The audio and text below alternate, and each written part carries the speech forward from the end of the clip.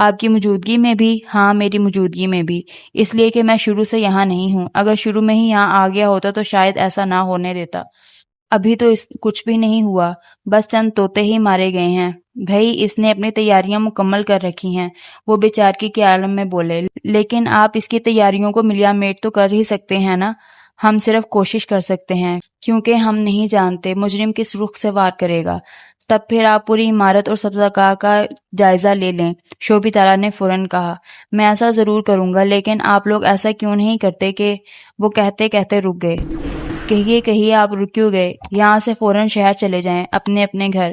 تو کیا اس طرح مجرم اپنا پروگرام روک دے گا؟ خان بدی نے فوراً کہا۔ نہیں، پروگرام تو وہ نہیں روکے گا۔ تب پھر ہم ایسا کیوں کریں اور کیوں نہ اس کا سامنا کریں؟ اب تو آپ ویسے بھی یہاں آ ہی گئے ہیں، اپنے اپنے گھر میں ہم الگ الگ ہو جائیں گے۔ آپ جیسے لوگ ہم اور کہاں سے لائیں گے؟ خیر آپ کی مرضی، ہوگا تو وہی جو اللہ کو منظور ہے۔ محمود اس کھانے کے نمونے محفوظ کر لو اور ہر ایک کمرے کی تلاشی لے ڈالو، دیکھو زہر کس کمرے میں موجود ہے۔ انہوں نے کہا جی بہتر، باقی سب لوگ یہیں موجود رہیں گے، انسپکٹر جمشید نے سرد آواز میں بولا۔ محمود، فاروق اور فرزانہ فوراً کمروں کی طرف مڑ گئے اور لگے ایک ایک کمرے کو چیک کرنے، لیکن انہیں زہر کی کوئی شیشی کسی کمرے میں نہ ملی۔ انہوں نے باورچی خانے کا بھی جائزہ لیا، باورچی اس وقت وہیں موجود تھا۔ طارق نے اسے گھورتے ہوئے کہا، ہاں جناب، کیا کہتے ہیں آپ؟ زہر میں کھانا کس طرح مل گیا؟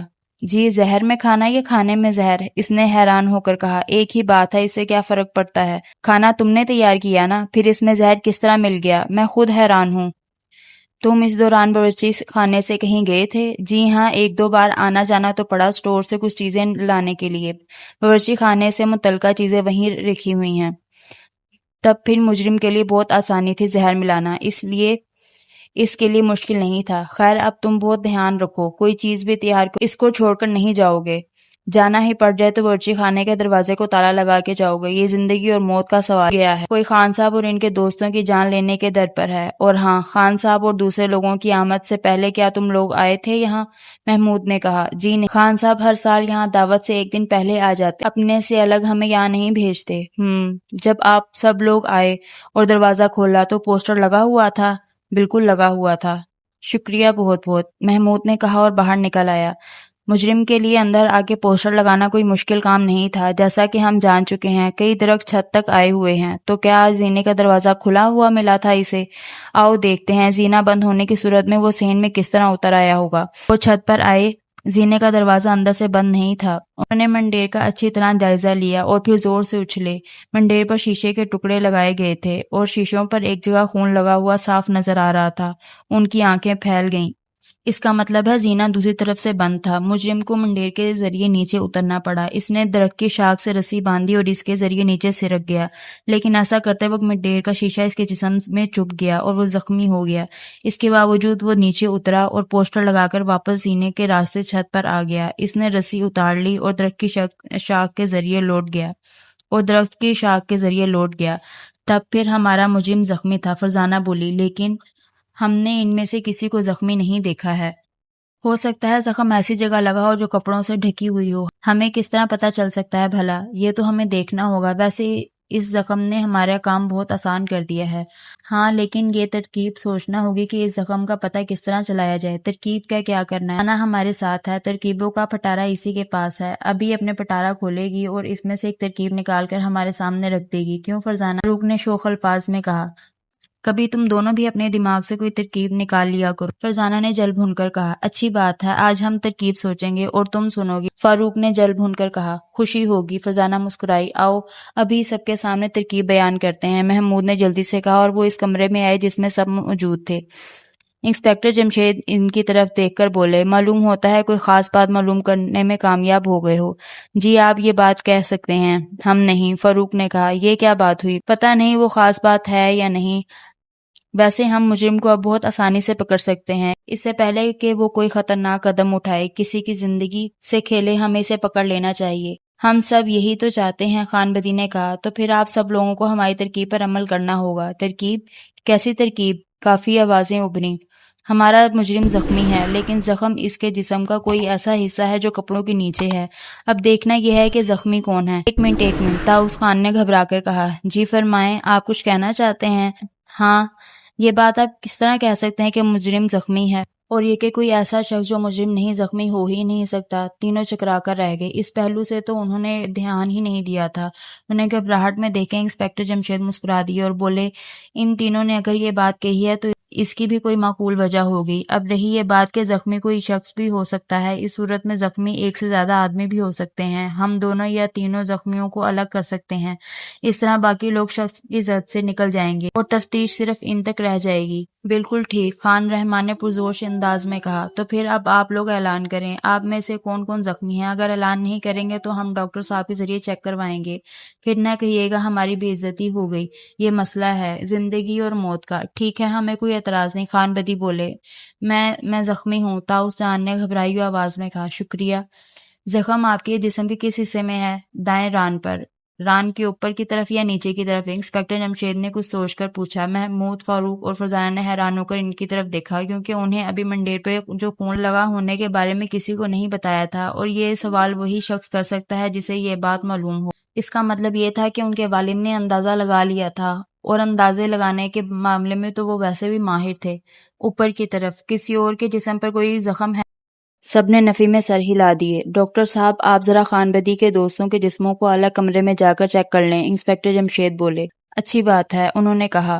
انسپکٹر جمشید نے یہاں پہنچنے کے بعد ڈاکٹر کو فون کر دیا تھا، کیونکہ قاتل کا وار ہونے کی صورت میں ڈاکٹر کی فوری ضرورت پڑ سکتی تھی، اور ڈاکٹر کا انتظار جان لیوا ثابت ہو سکتا تھا۔ ڈاکٹر صاحب خان بدی کے دوستوں کو لے کے جانے لگے تو انسپکٹر جمشید نے مسکرا کر کہا، آپ نہیں جائیں گے خان صاحب؟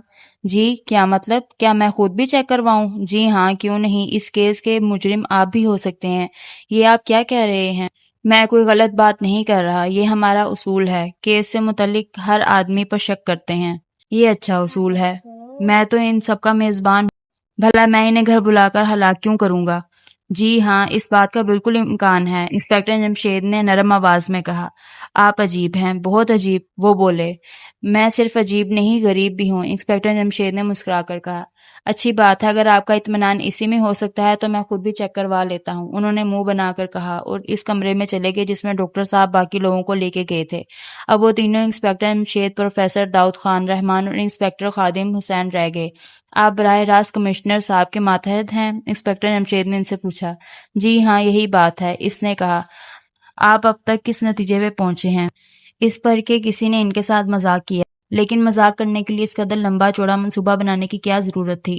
اس سلسلے میں بھلا ہم کیا کہہ سکتے ہیں کہ ضرورت تھی یا نہیں، یہ تو مجرم ہی بتا سکے گا۔ تھوڑی ہی دیر بعد ڈاکٹر صاحب باقی لوگوں کے ساتھ اس کمرے سے نکلے۔ ان کے چہرے پر انہیں مایوسی نظر آئی۔ ان میں سے صرف طاؤس جان کی ران پر ہی زخم ہے، باقیوں میں سے کسی کے جسم پہ کوئی زخم نہیں۔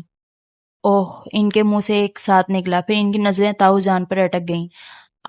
آپ لوگ مجھے اس طرح کیوں گھور رہے ہیں؟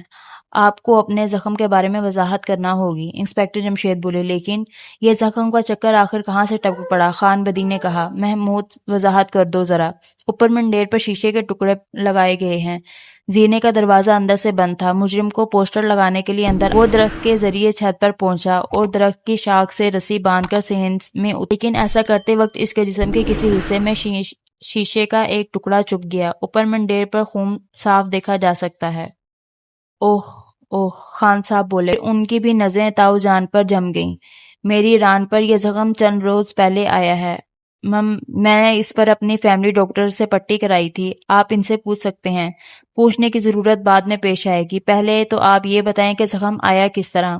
سڑک پر دو آدمی لڑ پڑے تھے، ان کے ہاتھوں میں خنجر تھے، انہیں چھڑوانے کے لیے کوئی آگے نہیں بڑھ رہا تھا۔ میں نے سوچا اگر انہیں روکا نہ گیا تو کہیں ایک دوسرے کے ہاتھوں مارے نہ جائیں، لہٰذا ان کے درمیان کود پڑا، اور اسی طرح ان میں سے ایک کا خنجر میری ران میں لگ گیا۔ جوں ہی خنجر میری ران میں لگا، ان دونوں کو جیسے ہوش آ گیا ہو، وہ اپنی لڑائی کو بھول گئے اور مجھے سنبھالنے میں لگ گئے۔ اب اگر میں ہسپتال جاتا تو پولیس کے چکر میں الجھ پڑتا، لہٰذا میں نے اپنے ڈاکٹر سے اس پر پٹی کرائی، اور وہ دونوں مجھے سنبھلتا دیکھ کر وہ دونوں رفو چکر ہو گئے، کیونکہ کسی بھی وقت وہاں پولیس پہنچنے والی تھی۔ جس جگہ وہ لڑ رہے تھے وہاں ایک پبلک فون بوتھ بھی تھا، اس سے پہلے کسی نے پولیس کو فون کر دیا تھا۔ ٹھیک ہے، آپ کے پاس اس واقعے کا کوئی گواہ؟ اس وقت میں اپنی کار پر وہاں سے گزر رہا تھا، کار خود چلا رہا تھا، لڑائی دیکھنے والوں نے مجھے چھڑاتے ہوئے بھی ضرور دیکھا ہوگا، تب تو کام آسان ہو گیا۔ انسپکٹر جمشید مسکرائے۔ جی وہ کیسے؟ اس نے چونک کر کہا۔ یہ لڑائی کہاں ہوئی تھی؟ ڈوگر چوک میں۔ اس نے بتایا۔ آئیے میرے ساتھ۔ انسپکٹر جمشید اٹھتے ہوئے بولے اور وہ ان تینوں سے بولے تم یہیں ٹھہرو، کہیں مجرم ہماری عدم موجودگی میں وار نہ کر دے۔ خان رحمان اور پروفیسر داؤد تم لوگ بھی یہیں ٹھہرو گے؟ اوکے سر، وہ مسکرائے۔ وہ تاؤس جان کے ساتھ اسی وقت ڈوگر چوک پہنچ گئے۔